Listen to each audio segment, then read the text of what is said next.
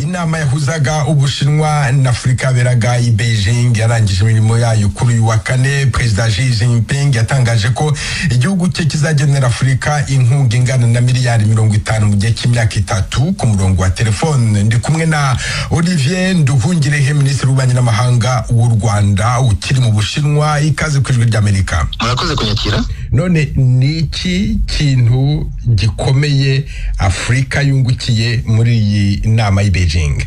Murakoze. Iyi ni inama ya kane ihuza Ubushinwa n'ibihugu 53 bya Afrika. Ikaba rero yaremeje inyandiko ebyiri. Hari itangazo cy'ibita Declaration, Beijing Declaration, ndetse ikaba yaremeje na Beijing Plan of Action. Navuga ko ari ingamba z'imyaka 3 kuva muri 2025 kugera muri 2027. Perezida w'Ubushinwa Xi Jinping akaba kandi yaratangaje ingingo 10 zaje muri imyaka 3 kandi zikaba zijyanye n'iterambere n'ibindi bikorwa bihuriyeho hagati y'Ubushinwa n'ibihugu bya Afrika kandi ikaba yarashyigikiye, hari gahunda 3 zatangajwe n'Ubushinwa. Mu cyongereza hari gahunda yitwa Global Development Initiative, navuga ko ari nka gahunda y'iterambere ry'isi. Hakaba gahunda ya kabiri ya Global Security Initiative, ubwo ni gahunda yo guteza imbere umutekano ku isi.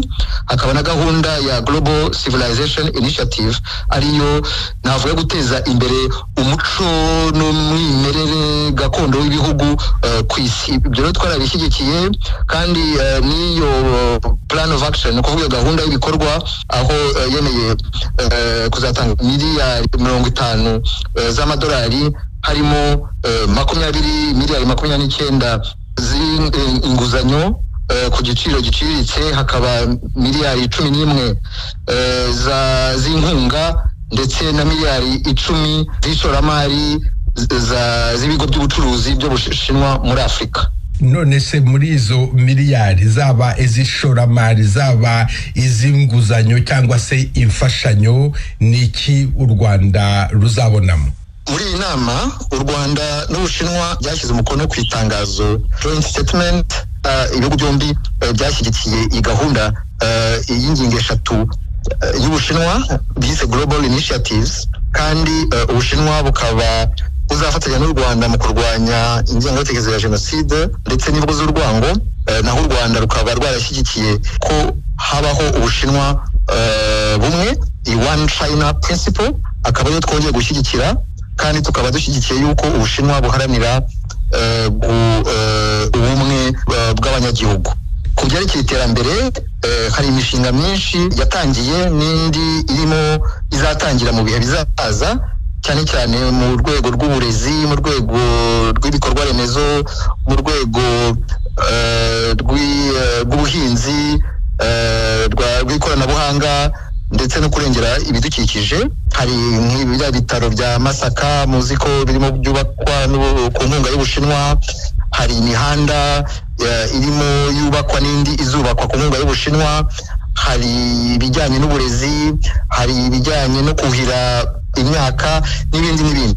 Hari ibikorwa rero byinshi dufatanya nk'ibihugu bifitanye umubano wihariye, kandi bikaba bizatanga umusaruro kuko ni ibikorwa bireba iterambere n'imibereho myiza y'abaturage. Nyakubahwa Minisitiri, tuvuge ku karere k'ibiyaga bigari.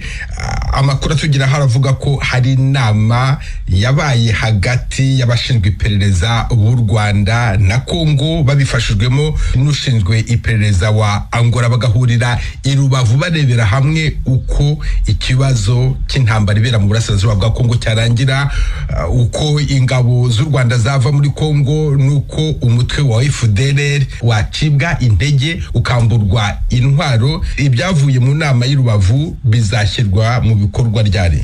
Iyo ni inama isanzwe yari yarasabwe n'inama y'abaminisitiri iheruka yabereye Rwanda ku itariki ya 20-21 z'ukwezi gushize kwa 8.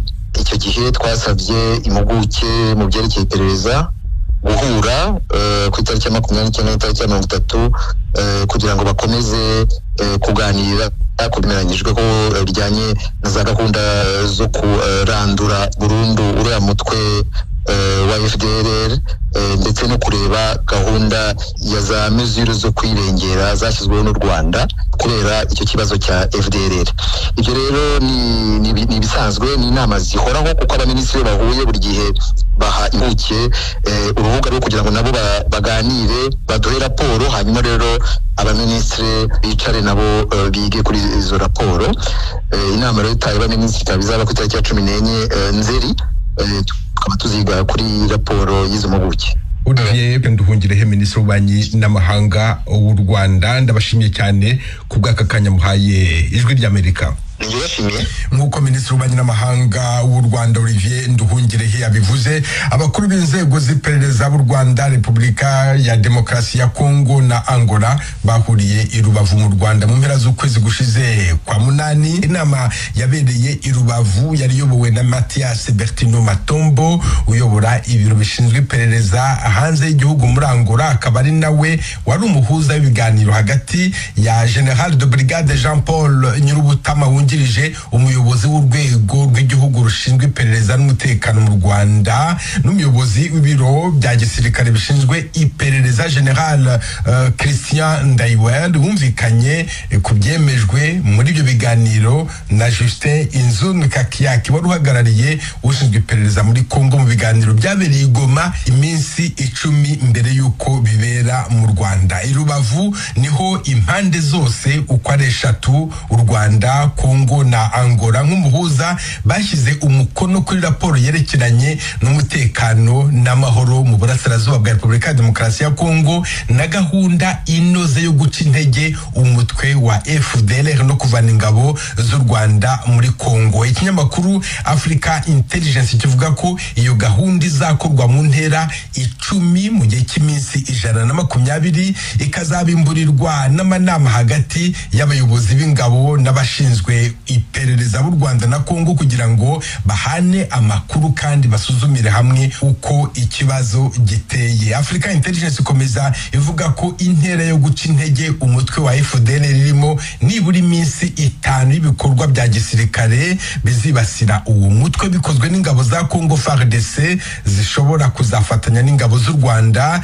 Nyuma y'igenzurwa ry'imigendekere y'icyo gikorwa nibwo ingabo z'u Rwanda zizatangira kuva muri Kongo kandi ingamba zashyizweho n'u Rwanda zo kwirinda zigatangira gukorwaho. Icyo gihe nibwo gahunda yo kwambura intwaro, kuvana mu gisirikare no gusubiza mu buzima busanzwe abarwanyi ba FDLR bizatangira. Ikinyamakuru Africa Intelligence gikomeza kivuga ko kugira ngo impande zombi zubake ukwizerana, General de Brigade Nyirubutama yibukije General Ndaiwel ko ubuyobozi bwa Kongo bugomba kurwanya ivangura ry'abatutsi. Icyemezo cyo kubuza abasirikare bakuru b'Abanyarwanda kuba mu nzego z'akarere zishinzwe umutekano muri Kivu ya ruguru cyahise gikurwaho. Abasirikare 3 b'u Rwanda n'abandi 3 ba Kongo bazoherezwa mu rwego rushinzwe kugenzura ko nta bushotoranyi buba hagati y'ibihugu byombi, aho bazafatanya n'Abanyangora 18. Leta y'u Rwanda yarangije gutanga amazina y'abasirikare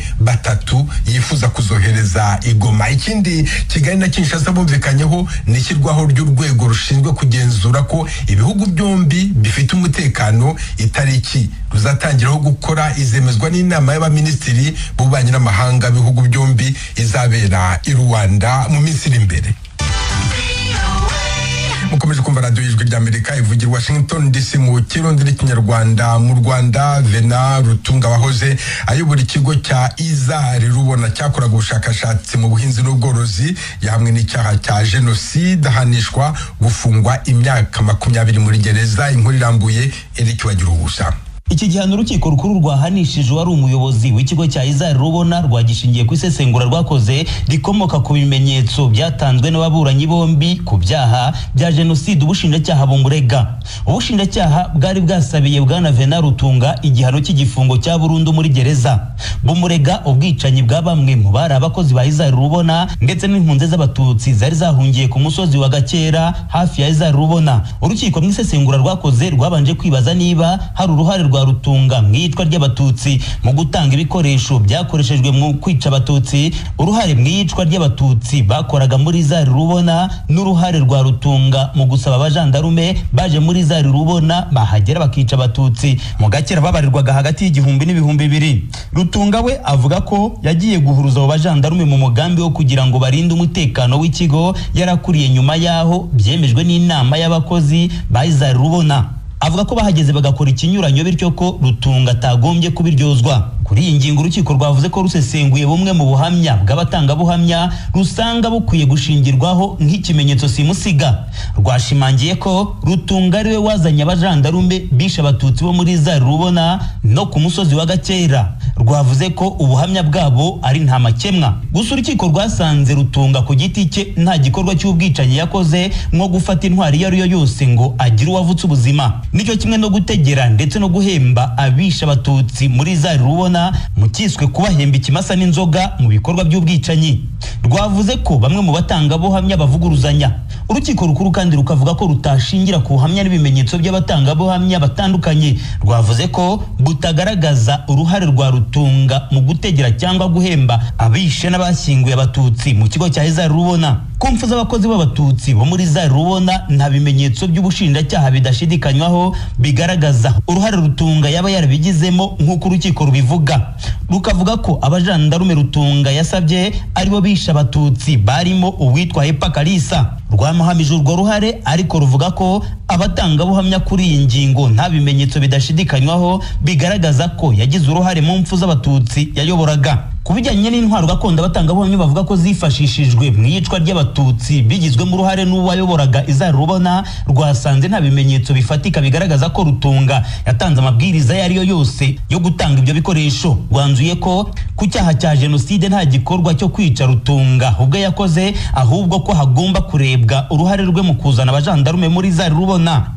Rwavuze ko bigize icyaha cy'ubufatanyacyaha muri jenoside. Umucamanza yavuze ko Rutunga yabaye icyitso muri jenoside kubera ko yagiye gusaba abajandarume. Yavuze ko kuba yaragiye kubasaba nk'umuyobozi w'ikigo cya Zari Rubona yarazi ko ikibazanye kwari ukwica abatutsi muri icyo kigo ndetse n'abandi bari bahungiye ku musozi wa Gakera. Rwanzuye ko igikorwa Rutunga yakoze kigize inkunga ya ngombwa yo kwica abatutsi. Kuko uburegwa avuga ko taziri byakozwe n'abajandarume yari yasabye ngo barindire ikigo umutekano. Urukiko rwavuze ko nta shingiro bifite. Rwabishingiyeho rumuhamya icyaha cy'ubufatanyacyaha muri jenoside, ruvuga kandi ko gihwana n'icyaha cya jenoside. Umucamanza yavuze ko mu myitwarire n'imiburanire ya Rutunga mu mizi ataguye ubutabera. Yavuze kandi ko bwari ubwa mbere bwana Rutunga ahanwe n'inkiko bikamubera impamvu nziza nyoroshya cyaha. Rwamukatiye igihano cy'igifungo kingana n'imyaka 20 muri gereza. Nta marangamutima adasanzwe uregwa yagaragaje nyuma yo kumva icyemezo cy'umucamanza uretse kumubona akomeye ku masura. Sofonise Baziga umunyamategeko umwunganira yirinze kwinjira mu mizi kubireba icyemezo cy'umucamanza hatarabona ingingo ku yindi muzashingiyeho bahamya Rutunga icyaha. Yavuze ko nanone atagira byinshi atangaza mbere yuko agira icyo avugana n'uwo yunganira. Icyemezo cy'urukiko nk'uko mubizi kigomba kubahwa n'abantu bose, cyane cyane ababuranye kubera ko kiba cyatanzwe mu izina bw'abaturage. Turacyubashe naho kumenya ko tutacishimiye cyangwa tucishimiye tuzabibagezaho nyuma, kubera ko urabona ntabwo kopi y'urubanza twayibona. Tugomba gusura umukiriya wacu kwigororera afungiyeho kugira ngo tuganire ku cyemezo cyafashwe ndetse turebe n'izindi ntambwe zishobora guterwa nyuma ziramutse dusanze ari ngombwa. Urukiko rugomba kujurirwa, niba koko kujurira kuzabaho ni mu rukiko rw'ubujurire. Mu manza z'inshinjabyaha amategeko ateganya ko ubujurire ku batishimiye icyemezo cy'urukiko butangwa mbere y'ukwezi urubanza rukimara gusomwa. Bwana Venal Rutunga wahoze ategeka ikigo cya Zari Rubona mu cyahoze ari prefegitura ya Butare cyitaga ku bushakashatsi mu by'ubuhinzi n'ubworozi, mu mwaka washize w'ibihumbi 2021 nibwo igihugu cy'Ubuholandi cyamwohereje kuza kuburanira mu Rwanda. Ibyaha byose aregwa Rutunga arabihakana, akavuga ko nawe hari hatewe n'abakoraga jenoside. Akabagira usajwi rya Amerika Nyanza mu majyepfo y'u Rwanda. Ikiganiro c'abakenyezi, aho abagore bavuga ubuzima bwabo n'imibereho yabo n'ingene bafasha imiryango yabo nuko biteza imbere ubwabo. Ikiganiro c'abakenyezi ni ku ijwi rya Amerika.